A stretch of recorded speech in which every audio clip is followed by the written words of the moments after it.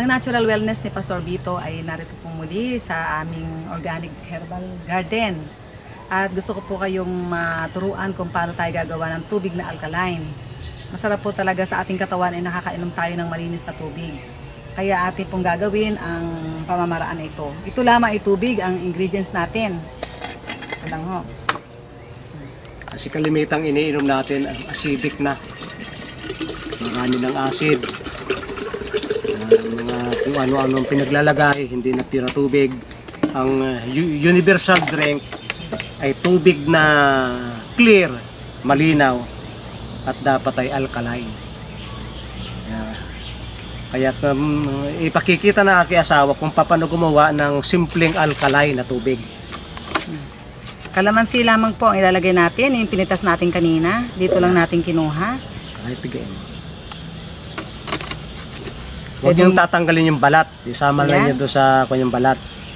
Yan. Lagay natin. Ito yung sa totoo lang ano. Yan. Isang basong tubig na may 2 kalamansi, yun ay napakagandang alkaline water.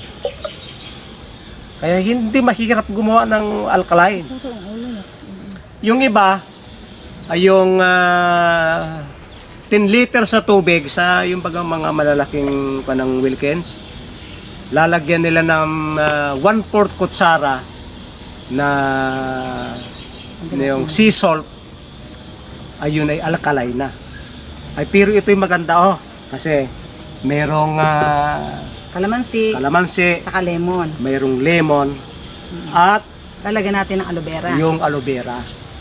Ganyan lang po pag ano namin sa aloe vera. Hindi na po kailangan itong balatan. Tanggalin na lang natin yung pinakapalikpik niya.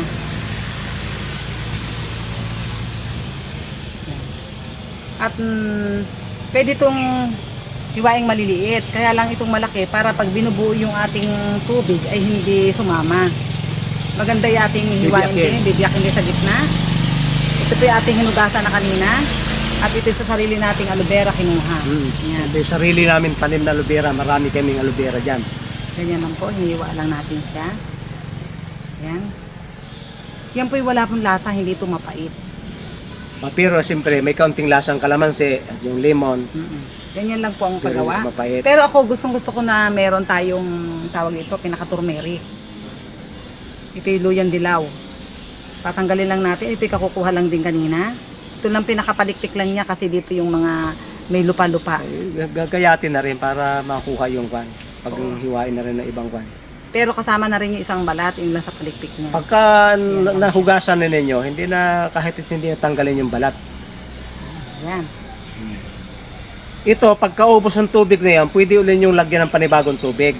Kasi yung aloe vera, mag-i-extract pa yan. Saka Malasa pa yan hanggang mamaya. Yung lemon. Kami nakakatatlong palit ng tubig sa maghapon. 3 kaming tao, kaya di bali 3 ganito ang aming naiinom. Habang may lasa pa, pinapalitan ni mama ng tubig. Ganyan lang po. Maganda yung medyo 1 oras na nakababad bago natin inumin. Kung mayroong tanglad, yung ano tawag doon sa tanglad, ano sa English? Nasalay. Wheat. Ba, wheat grass? Lemongrass Lemongrass. ay mabango. Kung mayroong mint, ay mabango rin. Kung mayroong tarragon, ang bango niyan. Malagay din natin dyan. Ang bango niyan. At yun, pagkaraan ng mga kalahating oras na kalabas na yung ilang mga katas niyan, Masarap na, pwede nang ilagay sa baso. Kasi yung pag tayo'y acidic, dapat ay magkakain tayo at magiinom ng alkaline. Yung kasing acid, yun ang pagkain ng lahat ng sakit. Lahat ng may sakit ay acidic. At mabilis lumala yung sakit, gawa ng acid. Kaya pag yung katawan ay magiging alkaline, ay di mabilis mawala yung sakit. Ay pag kung ano-ano ating iinumin, ay magiging acidic tayo. Ay, ito isang paraan para maging alkaline ang ating katawan. Kaya atin na itong tikman at atin na inumin. Pwede natin to at ilang minuto na rin. Masarap po talaga yung medyo maasim. Tapos dagdagan pa rin natin ng luya. Oh. Luyang dilaw. Kung marami pa kayong ilalagay na, halimbawa, meron pang itong pipino, Ay, maganda yon. pipino. Kaya pag wala po tayong aloe vera sa ating bahay, ay pwedeng pipino. Kasi maganda itong aloe vera, maganda sa kutis, maganda sa ating balat, kaya ito ay masarap na narito at saka sa panunaw. Pero ang lahat ng bahay dapat ay mag-alaga ng aloe vera kahit sa paso. Ang aloe vera, mainitan lang ng 2 oras maghapon, yan ay mabubuhay na.